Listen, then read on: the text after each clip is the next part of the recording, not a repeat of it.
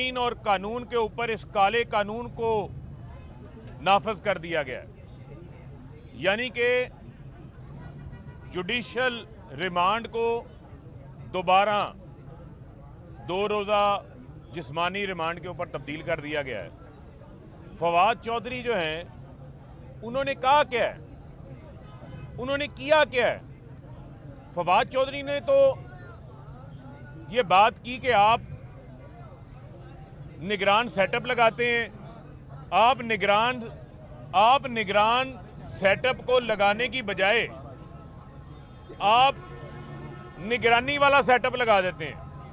आप ताकतवर की निगरानी का सेटअप लगा देते हैं सूबे में लाकर, और वो सेटअप चुन चुन के उन तमाम अफसरान की तैनाती कर रहा है जो 25 मई की जुल्म और बर्बरियत में मुलव्वस थे। उन तमाम अफसरान की जो है वो तैनातियां मुकम्मल हो चुकी हैं। उनकी लिस्टें हम इलेक्शन कमीशन को पहले दे चुके हैं। लेकिन उसके बावजूद फवाद चौधरी ने जो बात की थी वो बात दुरुस्त साबित होती हुई नजर आ रही है।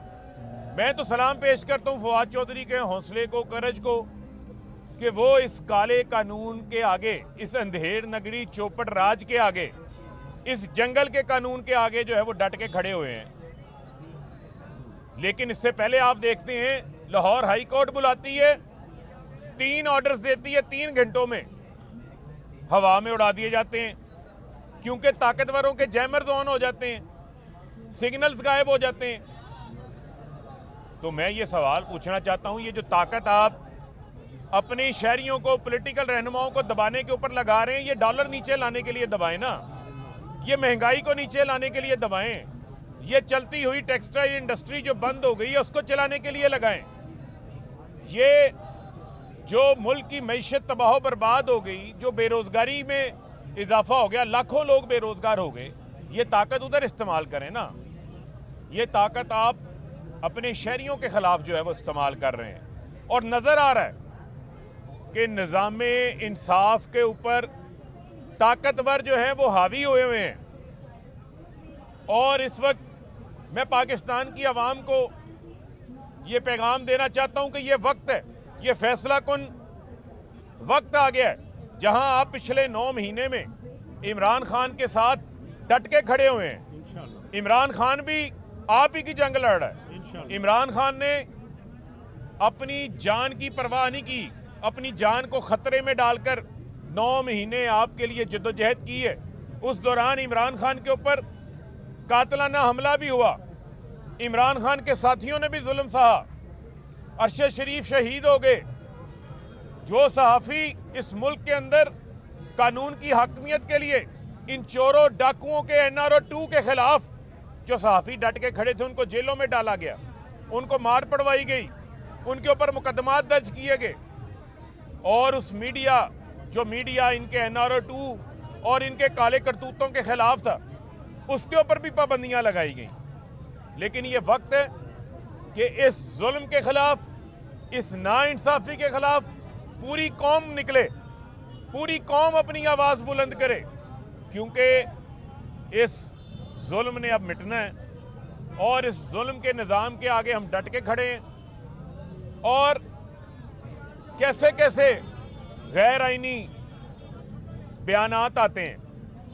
गवर्नर खैबर पख्तूनख्वा, जिनके अपने दस्तखतों से खैबर पख्तूनख्वा असम्बली तहलील हुई है, वो बयान दे देते हैं कि इलेक्शन का फैसला एस्टेब्लिशमेंट और इलेक्शन कमीशन ने करना है। तो मैं ये सवाल एस्टेब्लिशमेंट से भी पूछना चाहता हूं, और मैं ये सवाल इलेक्शन कमीशन से भी पूछना चाहता हूं कि आप क्या गवर्नर के इस बयान की तस्दीक करते हैं या तरदीद करते हैं जो उसने बयान दिया है?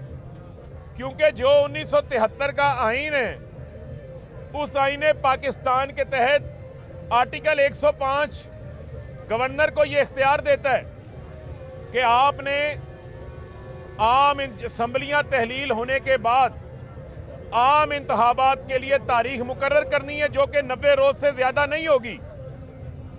तो ये जो गवर्नर बिठाया है खैबर पख्तूनख्वा में, जो फजलुर रहमान की पार्टी के रुकन हैं, वो ये इल्ज़ाम लगा दिया उसने एस्टेब्लिशमेंट और इलेक्शन कमीशन के ऊपर कि आपने फैसला करना है। अब इस इल्ज़ाम की तस्दीक करें या तरदीद करें, वरना शकूक व शुबहात तो पहले ही मौजूद हैं, और वह शकूक व शुबहात अगर इस बयान की तरदीद और हकीकत नहीं आती और इंतखाबात की तारीख नहीं आती तो वो फिर हकीकत में बदल जाएंगे। तो लिहाजा इस मुल्क के अंदर आइन की, कानून की, हाकमियत की जंग जो है वो जारी रहेगी। और आखिर में मैं अपनी अदलिया के सामने ये सवाल रखना चाहता हूँ, ये जो हथकड़ियाँ लगाई जा रही हैं, ये जो मुंह पर काला कपड़ा डाला जा रहा है, इसके ऊपर आला अदलिया को जो है वो नोटिस लेना चाहिए, क्योंकि पाकिस्तान के आइन में लिखा हुआ है कि बुनियादी इंसानी हकूक की खिलाफ वर्जी अगर होगी तो शहरी अदलिया की तरफ देखेंगे। यहाँ खिलाफ वर्जी नहीं हो रही, यहाँ धज्जियाँ उड़ा दी गई हैं, और इस सारे मामले के ऊपर पूरी कौम की नजरें इस वक्त पाकिस्तान की अदलिया की तरफ हैं। इंतखाबात की तारीख अनाउंस नहीं की जा रही, दरखास्त दायर हो चुकी हुई है।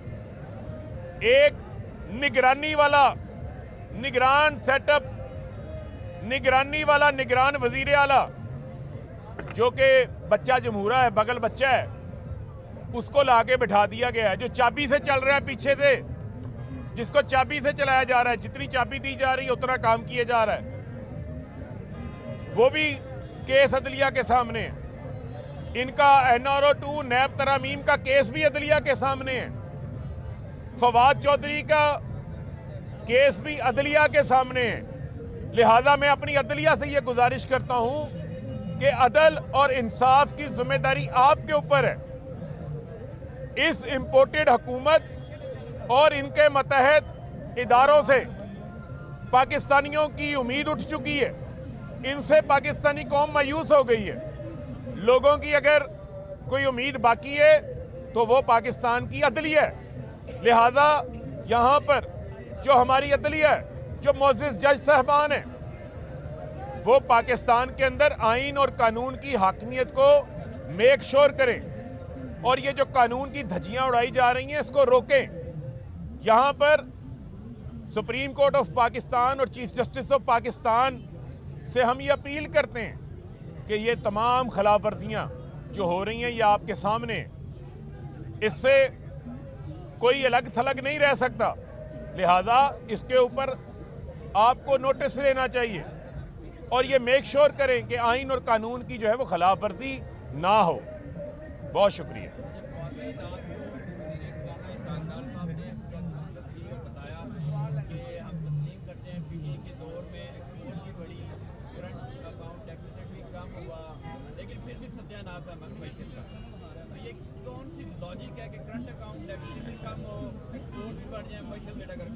मैंने आपको पहले कहा है कि डार नस गया जी, डार की डार्लिंग जो है वो उनसे रुसवाई कर गई है। मैंने आपको पहले भी ये बात बताई थी कि डार को ये समझ नहीं आ रही कि अब मुल्क को किस गर्दाब में उन्होंने ला के फंसा दिया है।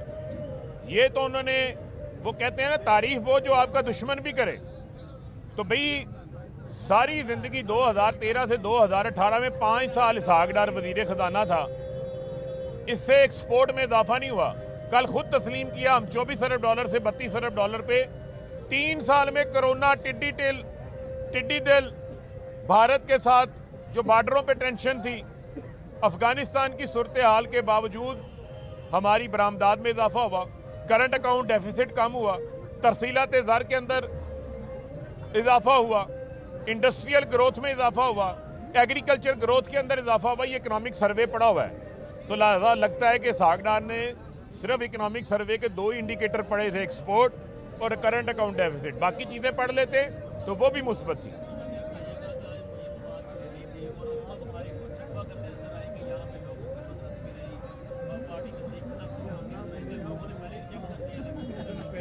देखें, मरियम सफदर जो हैं वो आज शाही प्रोटोकॉल के साथ उनको जो है वो इनको लाहौर एयरपोर्ट के ऊपर रिसीव किया गया, लेकिन मैंने आपको ये बताया कि ये वो मसनूई क़यादत है जिसको जितनी बार हवा भर के आप लॉन्च करेंगे, इनकी क्रैश लैंडिंग होगी।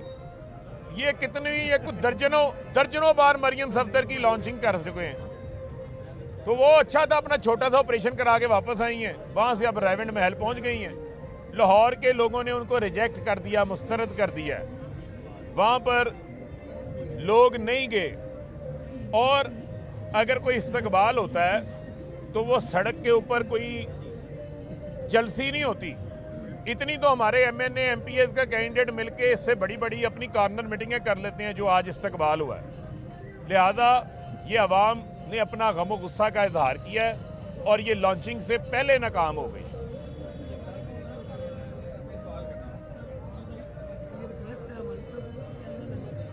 हम लोग बड़ी मुश्किल से 3 दिन से कर रहे हैं, लोगों से लड़ाई होती है, चीज़ें भी गुम होती है। हमें सर को अलग कैंप दे दिए जाए, चलो करते हैं, आप करें तो बेहतर कर दें।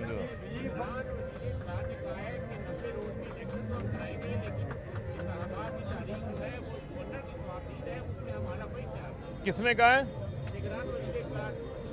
नहीं, कौन? पंजाब मैंने तो ये कहा कि ये जो निगरान इंफॉर्मेशन मिनिस्टर है, इनकी कोई हैसियत नहीं है। ये जो लोग निगरानी कर रहे हैं वो कह रहे हैं कि उन्होंने तारीख देनी है, तो जो लोग निगरानी कर रहे हैं वो तारीख नहीं देने को तैयार। तो इख्तियार तो आर्टिकल 105 में गवर्नर का है। तो आज असम्बलियाँ तहलील हुए 15 दिन से ऊपर हो गए पंजाब के अंदर, अभी तक तारीख कोई नहीं आई। लेकिन इनको इंतखाबात से भागने नहीं देंगे। और मैं चैलेंज करता हूँ कि ये घोड़ा है, ये घोड़े का मैदान है। अवाम में आओ, इंतखाबात कराओ, आगे मुकाबला करो, अवाम आपको मुस्तरद करेगी। बहुत शुक्रिया।